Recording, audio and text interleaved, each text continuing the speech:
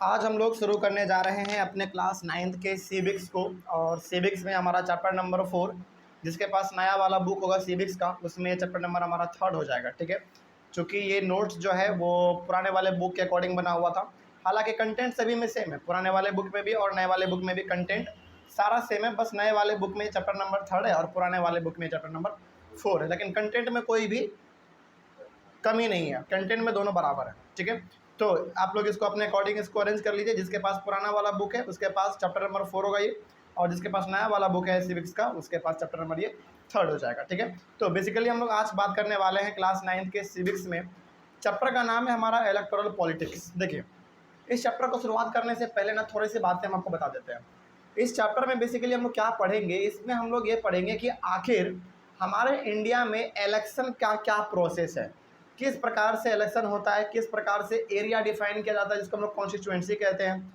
कि उसी प्रकार से हम लोग इसमें ये भी जानेंगे कि आखिर रिजर्व कॉन्स्टिट्यूएंसी क्या होता है, इलेक्शन में भी रिजर्वेशन मिला हुआ है कि नहीं मिला हुआ है। तो इन्हीं पूरे प्रकार के बातों के बारे में हम लोग इसमें पढ़ने वाले हैं। तो इलेक्टोरल पॉलिटिक्स का नाम ही मालूम चल रहा है कि जो भी इसमें बात होगा वो इलेक्शन और पॉलिटिक्स से बात होगा। ठीक है, राजनीति, चुनाव, इन्हीं सब चीज़ों के बारे में हम लोग अपने चैप्टर में डिस्कस करेंगे।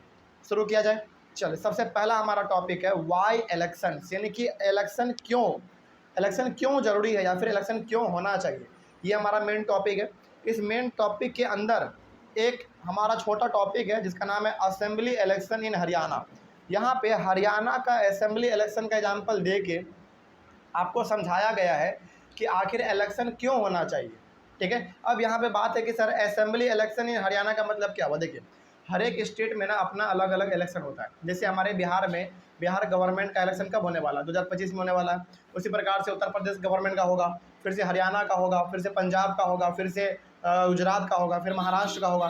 यानी कि हर एक स्टेट में अपना अपना चुनाव होता है, उसी को हम लोग कहते हैं असेंबली इलेक्शन। ठीक है, तो यहीं पे हम लोग बात करने वाले हैं कि हरियाणा में भी हरियाणा गवर्नमेंट के लिए चुनाव हुआ था, उसका नाम उसको हम लोग कहते हैं असेंबली इलेक्शन। ठीक है, देखो जिस भी स्टेट में इलेक्शन हो उसको हम लोग कह देते हैं सिंपली उस स्टेट का असेंबली इलेक्शन। जैसे हमारे बिहार में असेंबली इलेक्शन कब होगा, 2025 में होगा, अभी 2023 है, 2 साल के बाद हो जाएगा हमारा यहाँ पे। ठीक है, तो असेंबली इलेक्शन का मतलब हो गया उस स्टेट में जो इलेक्शन हो रहा है स्टेट गवर्नमेंट को चूज करने के लिए, वो हमारा कहलाएगा असेंबली इलेक्शन। तो यहाँ पे हम लोग एग्जाम्पल लेंगे कि हरियाणा में किस प्रकार से एक समय पे इलेक्शन हुआ था, कौन जीता था, क्या सिस्टम होता है हमारे इलेक्शन का, वो पूरा का पूरा बात हम लोग यहाँ पे आज देखने वाले हैं। चलिए शुरू करते हैं, फिर ध्यान से समझेंगे, बहुत इंपॉर्टेंट है ये हमारा। सबसे पहला पॉइंट लिखा गया है Haryana had been ruled by a Congress party since 1982। देखिए, यानी कि 1982 तक हमारा जो हरियाणा है वो बेसिकली कांग्रेस पार्टी के द्वारा रूल किया जाता था। ठीक है, समझिएगा यहाँ पे ध्यान से, बहुत इंपॉर्टेंट होने वाला है हमारा टॉपिक। इसमें कहा जा रहा है Haryana had been ruled by a Congress party since 1982। 1982 तक या फिर 1980। अच्छा, एक बात और, अगला वाले पॉइंट पढ़ लीजिए, आप इसको कनेक्ट कर पाएंगे। The next state assembly election in Haryana was in 1987। ठीक है, अब देखिए यहाँ पे कहा क्या जा रहा है, यहाँ पे कहा यह जा रहा है कि 1982 तक हरियाणा पे रूल किसने किया, कांग्रेस पार्टी ने किया। यानी कि हरियाणा के ऊपर किसका गवर्नमेंट रहा, कांग्रेस पार्टी का गवर्नमेंट रहा। ठीक है, आगे बढ़ते हैं। अब आपको मालूम है कि हमारे इंडिया में इलेक्शन जो है वो हर 5 साल पे होता है, चाहे वो इलेक्शन नेशनल लेवल पे हो, चाहे वो इलेक्शन हमारा स्टेट लेवल पे हो, या फिर चाहे वो हमारा इलेक्शन लोकल गवर्नमेंट के लिए हो। तो हर एक इलेक्शन हमारे इंडिया में 5 साल के इंटरवल पे होता है। अब यहाँ पे 1982 तक हरियाणा को रूल कर रहा था कांग्रेस पार्टी, यानी कि यहाँ पे गवर्नमेंट था कांग्रेस पार्टी का। ठीक है, अब 1982 से 5 साल आप आगे चल जाइए, अगला इलेक्शन कब होगा, फिर 1987 में होगा। तो वही यहाँ पे कहा गया है कि the next state assembly election in Haryana was in 1987। तो 1982 तक हरियाणा को रूल किया कांग्रेस पार्टी ने। उसके बाद अगला चुनाव कब है, 1987 में है। ठीक है, आगे बढ़ते हैं। Chaudhary Devilal was 76 years old. अब यहाँ पे एक आदमी का नाम हमारे सामने आ गया, आदमी का नाम है चौधरी देवीलाल, और ये आदमी जो है ना 76 ईयर्स ओल्ड है, यानी कि थोड़ा बहुत पुराना आदमी है, बहुत ओल्ड है। आगे देखते हैं। Chaudhary Devilal was an opposition leader and he lead a movement called Nayak Yudh, sorry न्याय युद्ध, सॉरी न्याय युद्ध। न्याय युद्ध का मतलब क्या है? स्ट्रगल फॉर जस्टिस, ठीक है, यानी कि न्याय के लिए स्ट्रगल करो, संघर्ष करो। And form a new party लोक दल। अब देखिए, हर एक पार्टी में कोई रूलिंग में होता है, कोई अपोजिशन में होता है। रूलिंग का मतलब हो गया जो गवर्नमेंट में है, जिसका वहाँ पे गवर्नमेंट है, और अपोजिशन का मतलब हो गया जो चुनाव तो लड़ा लेकिन वो इलेक्शन में जीत नहीं पाया और गवर्नमेंट को फॉर्म नहीं कर पाया, ठीक है। तो यहाँ पे जो हमारा चौधरी देवीलाल है, ये अपोजिशन का लीडर है। अपोजिशन का लीडर है मतलब ये हो गया कि अभी फिलहाल कांग्रेस हरियाणा में रूल कौन कर रहा है? कांग्रेस पार्टी कर रहा है। उसके अपोजिशन में, यानी कि वो इसके अगेंस्ट हमारा जो देवीलाल है, ये हमारे अपोजिशन पार्टी का क्या है? लीडर है, ठीक है। आगे बढ़ते हैं फिर। और चौधरी देवीलाल ने एक मूवमेंट शुरू किया था, यानी कि एक आंदोलन छेड़ा था, और आंदोलन का नाम था न्याय युद्ध, उन्होंने रखा था न्याय युद्ध। अब देखो, हर एक स्टेट में ना आपको ये मानना पड़ेगा कि जो अपोजिशन पार्टी होता है वो हमेशा रूलिंग पार्टी को कुछ ना कुछ बताने के लिए अपना मूवमेंट करता रहता है कि भाई तुम अच्छे से रूल नहीं कर रहे हो, तुम हमारे न्याय को नहीं दे रहे हो, तुम हमारे बातों को नहीं मान रहे हो। तो वही बात यहाँ पे था कि हरियाणा को रूल कर रहा था कांग्रेस पार्टी, और अपोजिशन का लीडर कौन था? चौधरी देवीलाल था। तो इन्होंने कांग्रेस को नीचा दिखाने के लिए, कांग्रेस के गवर्नमेंट को गलत साबित करने के लिए इन्होंने क्या किया? एक मूवमेंट चलाया। मूवमेंट का नाम था हमारा न्याय युद्ध, ठीक है।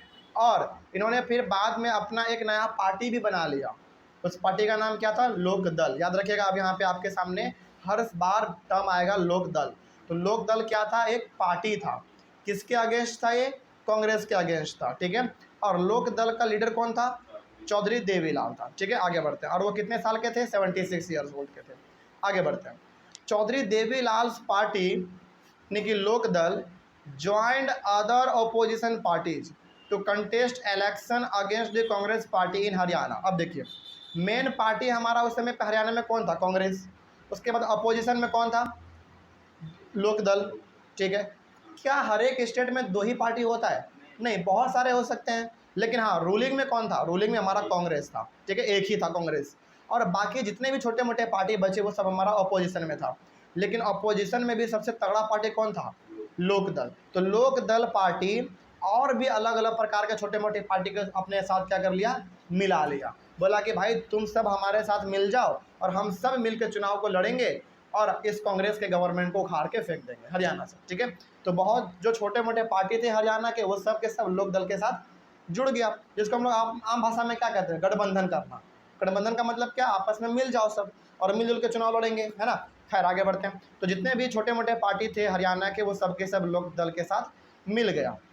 आगे बढ़ते हैं। In the election campaign Chaudhary Devi Lal said that if his party won the elections, his government would remove the loans of farmers and small businessmen। सोचो, अब देखो, इलेक्शन कैंपेन का मतलब क्या होता है? आपने देखा होगा जब चुनाव होता है ना, तो चुनाव से पहले 14-15 दिन बहुत प्रचार चलता है, धूमधाम एकदम, इधर मीटिंग उधर मीटिंग, बड़ा बड़ा आदमी को बुलाया जा रहा है, बड़ा बड़ा एकदम कैंपेनिंग किया जा रहा है, आदमी घर घर जा रहा है, वोट मांग रहा है, अनाउंस कर रहा है, बड़ा बड़ा एकदम जुलूस निकाल रहा है, ऐसा होता है, ठीक है। कभी कभी तो डीजे ये से भी बजा बजने लगता है, पूरा बजाने लगता है। यानी कि चुनाव होने से पहले 14-15 दिन का हमारे पास समय होता है, जिस समय पे भी अलग अलग पॉलिटिकल पार्टी अपने अपने चुनाव प्रचार को करते हैं ताकि लोग उनको जाके वोट दें।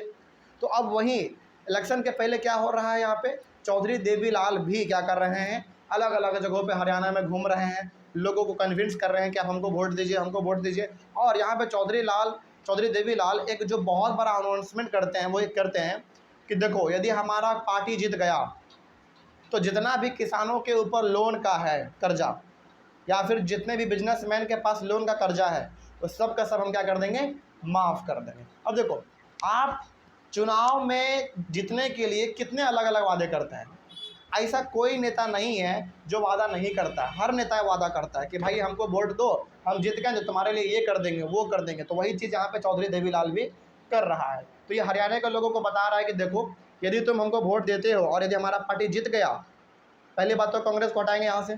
जब आप जीत गए तो मतलब कांग्रेस अपने आप हट गया, तो कांग्रेस हटेगा, पहली बात। और जितने भी किसान और बिजनेसमैन के ऊपर कर्जा है, जो आपने लोन लिया था आप नहीं चुका पा रहे हैं, वो सबका सब क्या कर दिया जाएगा?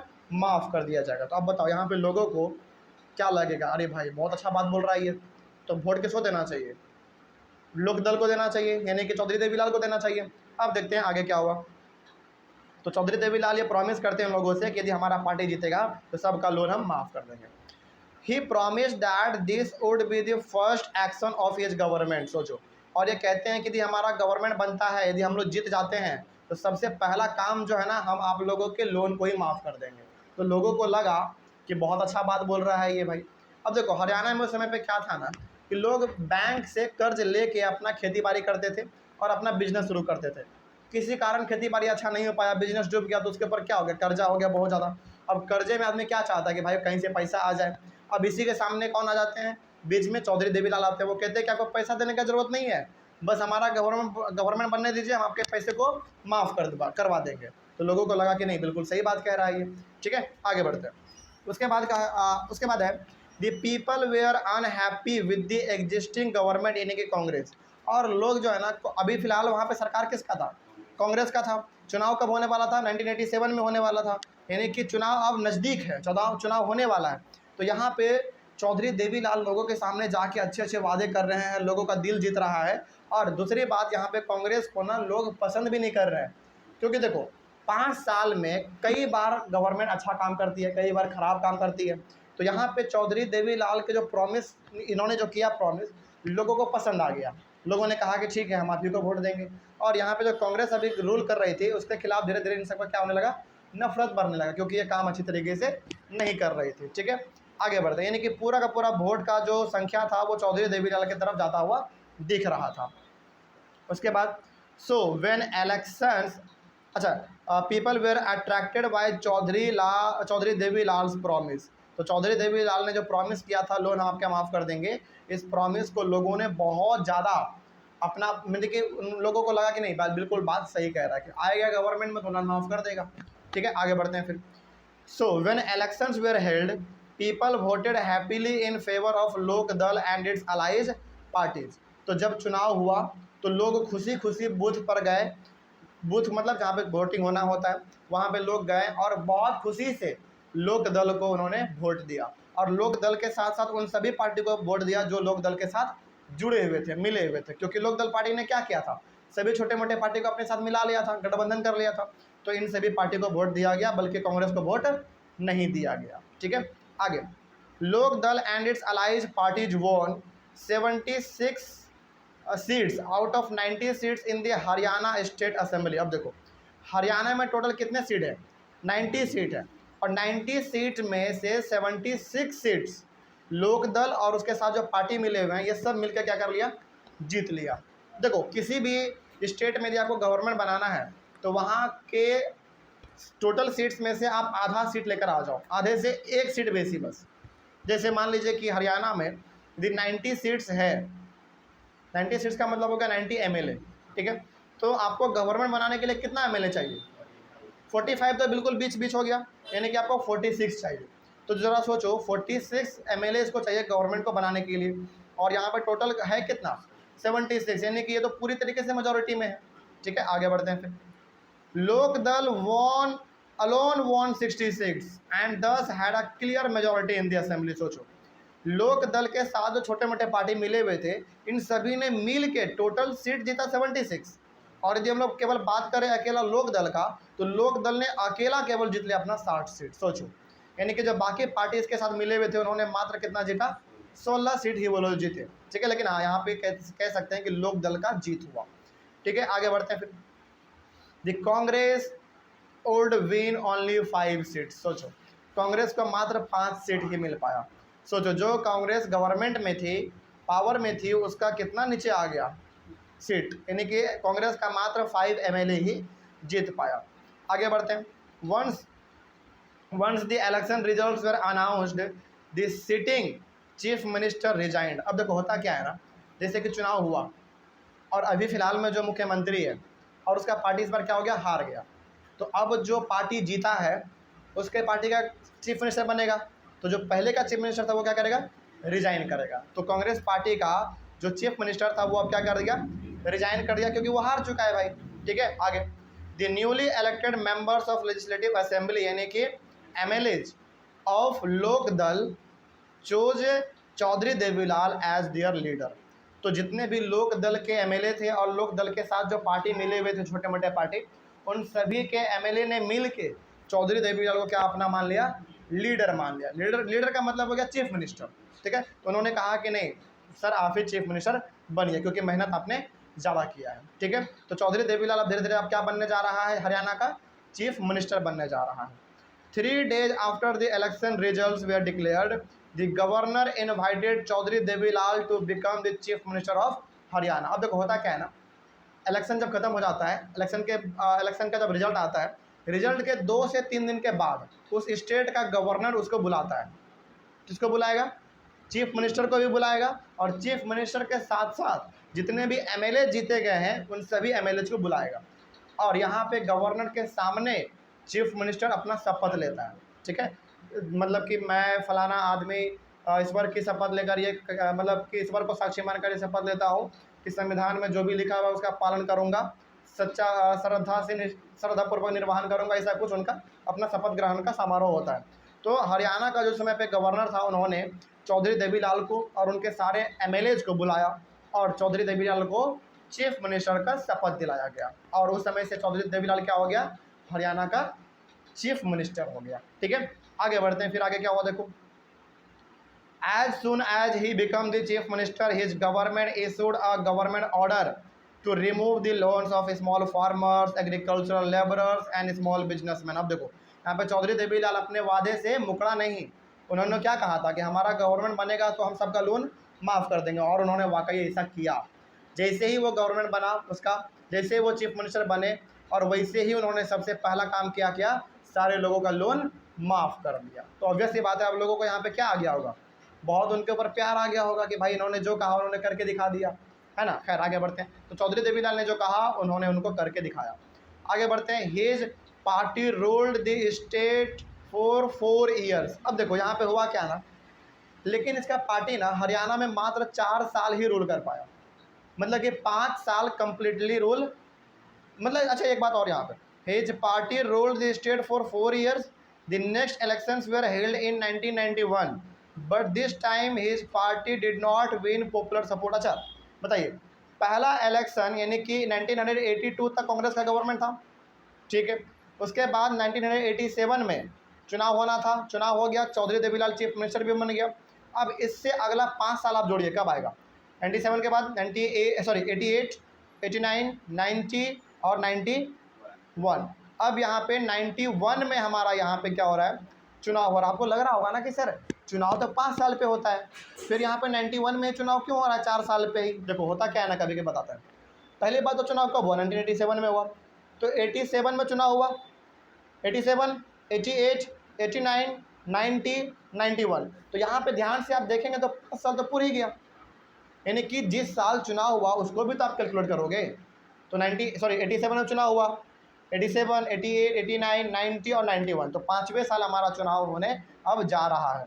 लेकिन इस साल क्या हुआ ना, इस बार चुनाव में इसके पार्टी को उतना सपोर्ट नहीं मिला, क्योंकि देखो चौधरी देवीलाल ने शुरुआत में जोश में लोगों का दिल तो जीत लिया, लेकिन बाकी जो 4 साल बचा ना उसमें इन्होंने अच्छा काम नहीं किया। शुरुआत में दिखा दिया लोगों के कि हाँ हमने जो प्रॉमिस किया हमने वो करके दिखाया, लेकिन बाद में इन्होंने अच्छा काम अपना नहीं किया, अच्छे से काम नहीं किया। तो अगला बार क्या हुआ देखो, but this time his party did not win popular support. और इस बार चुनाव में 1991 का जो चुनाव हुआ हरियाणा में, वहाँ पे इन्होंने उतना वोट अचीव नहीं कर पाया। The Congress won the election and form the government, और दोबारा फिर वहाँ पे कांग्रेस का गवर्नमेंट बन गया। कोई डाउट इसमें? चलो तो यहाँ पे आपको ये समझ में आ गया कि 1982 तक हरियाणा में गवर्नमेंट था कांग्रेस का।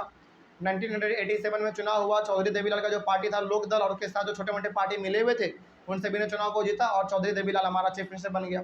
उसके बाद अगले 5 साल के बाद जो चुनाव हुआ 1991 में, उसमें इनको उतना ज़्यादा अच्छा सपोर्ट नहीं मिल पाया, तो दोबारा यहाँ पे किसका गवर्नमेंट बना, कांग्रेस का गवर्नमेंट यहाँ पे दोबारा बना, ठीक है। कोई डाउट इसमें? तो यहाँ पे आपको बेसिकली ये बताया जा रहा है कि आखिर चुनाव हमारा, पहले देखो हालांकि तो एक कहानी के तौर पे है, लेकिन इसी कहानी से यदि एक कंक्लूजन निकाला जाए तो बहुत सारा कंक्लूजन निकाला जा सकता है। पहला बात कि इंडिया में चुनाव हर एक 5 साल पे होगा, पहला हमारा कंक्लूजन ये निकलता है। दूसरा ये निकलता है कि अलग अलग पार्टी दूसरे पार्टी के साथ मिलकर अलायंस कर सकती है। अलायंस का मतलब क्या, गठबंधन कर सकती है। पहले दूसरा बात ये हो गया। तीसरा बात, चुनाव हो जाने के बाद जो पार्टी जीतता है उस पार्टी का चीफ मिनिस्टर बनता है, और जो पहले से चीफ मिनिस्टर था उसको रिजाइन करना पड़ता है। ये तीसरा बात हो गया। चौथा बात, चुनाव जीतने के बाद जो पार्टी चुनाव जीतता है उसके लीडर को बुलाया जाता है किसके द्वारा? गवर्नर के द्वारा, कि भैया तुम्हारा पार्टी जीत गया है, तुम आओ अपना सा पद तुम लो। ठीक है, ये हमारा चौथा काम हो गया। और पांचवा काम सबसे इम्पोर्टेंट, कि यदि आपने अच्छा काम नहीं किया तो आपको चुनाव में हराया भी जा सकता है, जैसा कि लोकदल के साथ हुआ। ठीक है, तो ये बेसिकली कहानी के रूप में है, लेकिन कहानी से ही हम लोग बहुत सारा कंक्लूजन निकाल सकते हैं। यहाँ पे बेसिकली ये बताया जा रहा है कि जब चुनाव होता है तो कौन कौन से प्रोसेस हम लोगों को अपनाने पड़ते हैं। ठीक है, चलिए कोई डाउट इसमें? आगे बढ़ते हैं। उसके बाद हमारा नेक्स्ट टॉपिक होगा why do we need election, यानी कि हम लोगों को इलेक्शन की ज़रूरत क्यों है। इसको हम लोग अपने अगले वाले क्लास में कवर करेंगे। Thank you very much.